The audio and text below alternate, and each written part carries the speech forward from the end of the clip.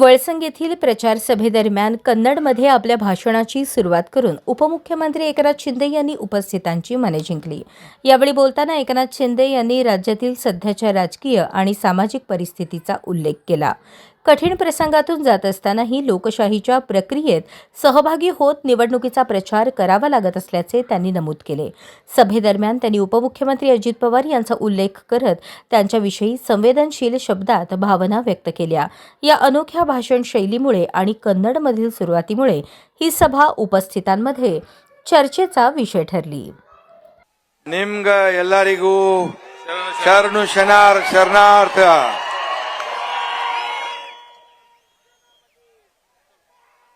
छत्रपति शिवाजी महाराज की जय। भवानी आई तुळजा भवानीला साष्टांग दंडवत। महाराष्ट्राचं आराध्य दैवत पंढरीच्या पांडुरंगाच्या चरणी नतमस्तक। ग्रामदैवत सिद्धेश्वर महाराज, अक्कलकोटचे स्वामी समर्थ आणि या सोलापूरच्या स्वाभिमानी मातीला माझा साष्टांग नमस्कार दंडवत। आणि जमलेल्या माझ्या तमाम लाडक्या बहिणींनो आणि लाडक्या भावांनो, मी आपल्याला भेटायला आलोय, आपलं दर्शन घ्यायला आलोय। खरं म्हणजे राज्यामध्ये अतिशय मोठी दुर्घटना घडली। आमचे सहकारी दिवंगत अजितदादा पवार यांचं दुःखद निधन झालं। एकीकडे दुःखाचं सावट आहे, मी त्यांना भावपूर्ण आदरांजली अर्पण करतो, श्रद्धांजली अर्पण करतो।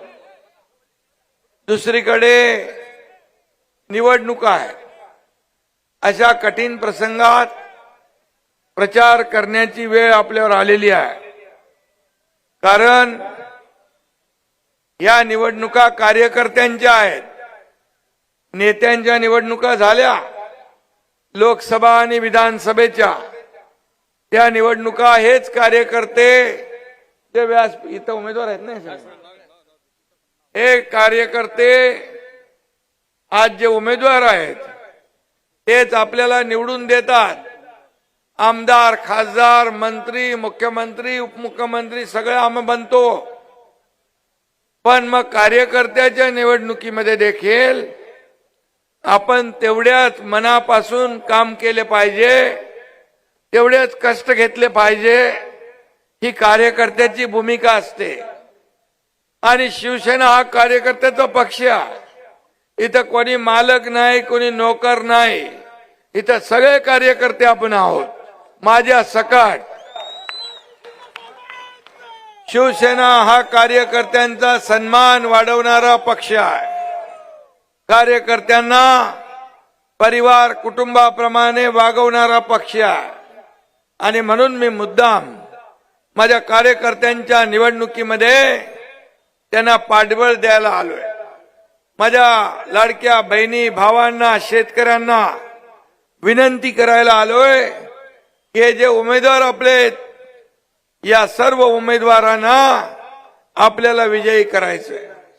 आणि म्हणून या भागामध्ये ज्या समस्या आहेत, जे प्रश्न आहेत, ते सोडवण्याचं वचन द्यायला मी आलेलो आहे। आणि मी एकदा शब्द दिल्यानंतर तुम्हाला माहित आहे, एकनाथ शिंदे शब्दाचा पक्का आहे। शब्द दिला की शब्द। आणि म्हणून मी आपल्याला एवढंच मागणं मागतो की एवढी विनंती करतो, लाडक्या बहिणी पण इकडे मोठ्या प्रमाणावर आहेत। आणि ज्या उमेदवाराच्या माग महिला, त्याचा मतपेटीत नंबर पहिला। हे समीकरण म्हणजे लाडके भाऊही आहेत, तुमच्याशिवाय काय होत नाही। आणि म्हणून मी विधानसभेत पण पाहिलं, मी मागच्या नगर परिषदेमध्ये पाहिलं महापालिकांमध्ये पाहिलं, माझ्या लाडक्या बहिणी अगदी शेवटपर्यंत वाट बघत राहायच्या, या भावाला आशीर्वाद द्यायला थांबायच्या. त्यांच्या गर्दीवरून मला अनुभव आला की जिथं जिथं लाडक्या बहिणींची संख्या मोठी तिथं तिथं आपले सगळे उमेदवार जिंकले. कारण लाडक्या बहिणी आमच्या भावानं पण सांगायच्या, बिलकुल दुसरा कुछ नहीं चलेगा, धनुष्यबाण चलेगा.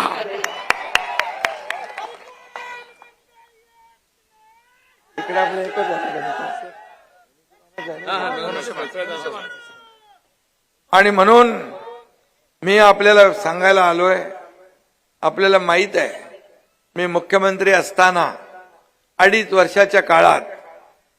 वर्षाच्या काळात मी अनेक निर्णय घेतले.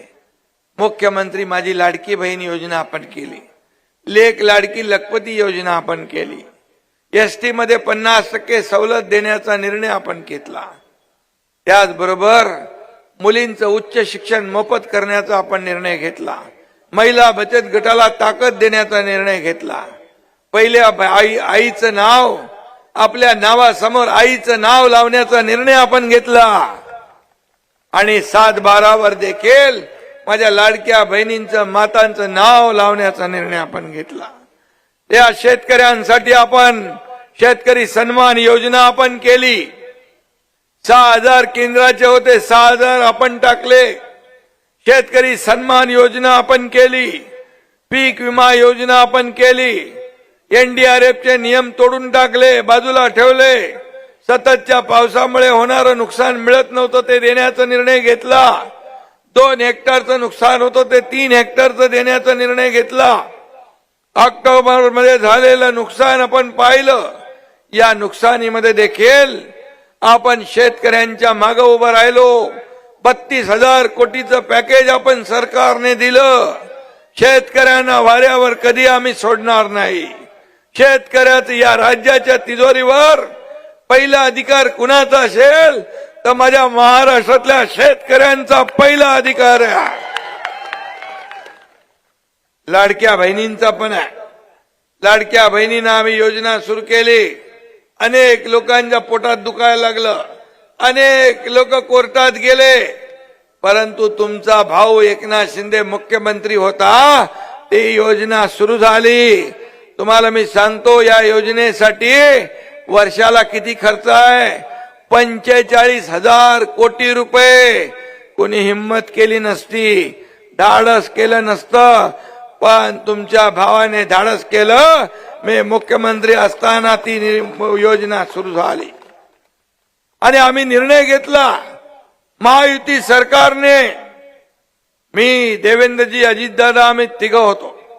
आणि पण इच्छाशक्ती लागते, ताकद लागते, धाडस लागतं निर्णय घ्यायला, आणि ते घेतलं. मी आपल्याला सांगू इच्छितो, ही योजना कोणी किती अफवा पसरवल्या, कोणी माईकाला लावला, तरी लाडकी बहीण योजना कधीही बंद होणार नाही.